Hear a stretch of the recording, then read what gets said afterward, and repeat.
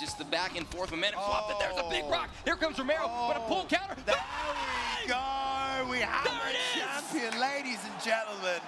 Your champion.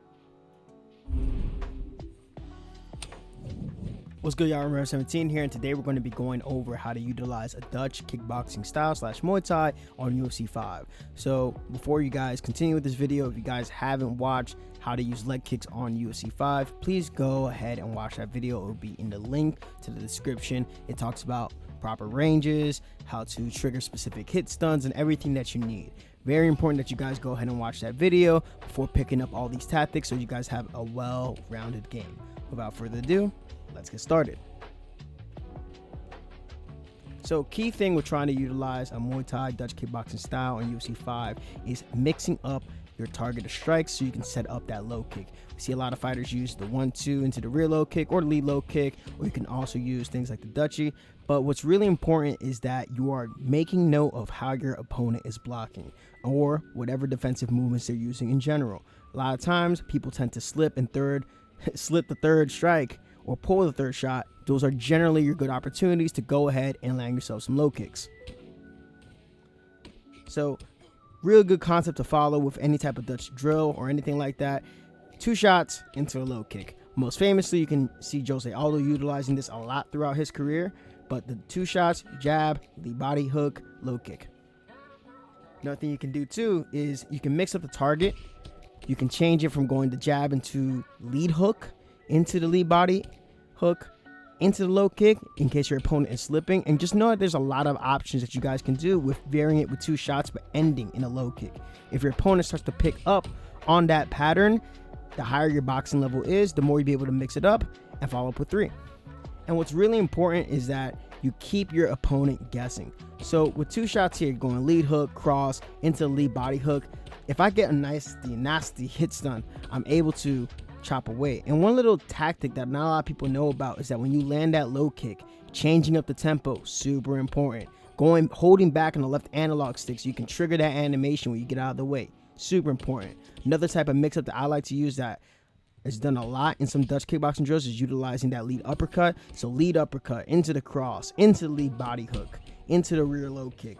Really good combinations that you guys should be adding into your arsenal, and it's also a great combination to use when you have your opponent on the fence because it can lead to flash KO territory. Now we're going to get into utilizing the push and combinations and setting up our low kicks. So we're utilizing the push, right? You're going to be holding R2 or RT and inputting with the lead uppercut input. If you're in southpaw, it's going to be, triangle and circle. If you're orthodox, it's square and X and whatever the Xbox equivalent is. Very important that you will be conceding some vulnerability if you are going for the push. So it flows best when you throw off of your rear hand because the lead hand is what initiates the push. Rear hook and the cross flow really well. The rear uppercut kind of does it.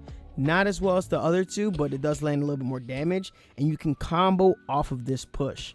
You can also set up head kicks off of it, but some players have figured out some tactics to counter that. Another key thing is if you're using the push, if your opponent successfully blocks that shot that you're using to set up that push, you're going to experience a form of input delay because you are at a block frame disadvantage. So it's going to make that follow-up shot much easier for them to check or duck or block or whatever type of evasive maneuver. So if they block that shot, probably don't go for the push.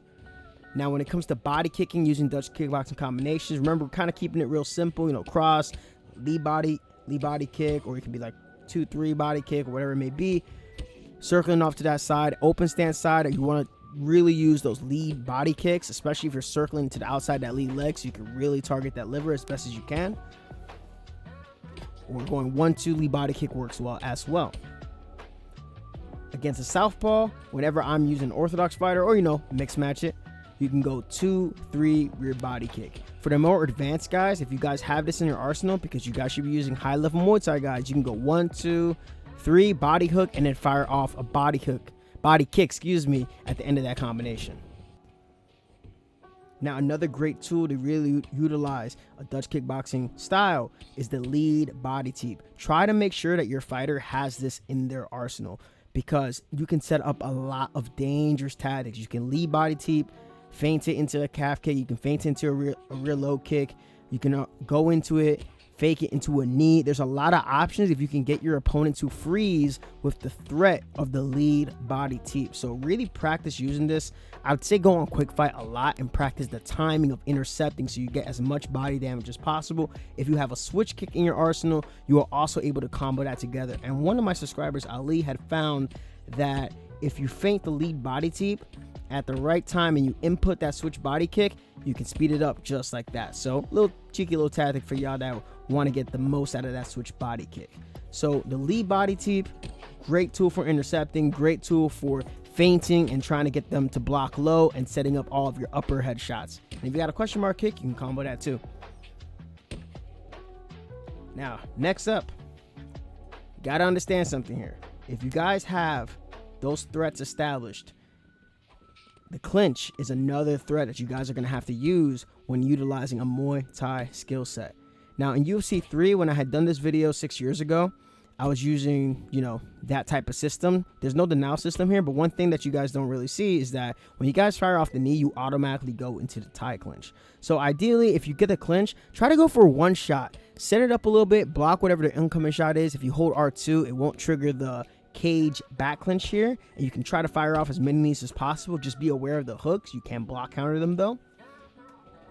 And the mix up that you can trigger by utilizing that clinch is that it combos well off of the rear hand. So just like the push animation, you can use that to combo, set up some trips if you have those in your arsenal, and it opens up your offense exponentially as opposed to just trying to only low kick.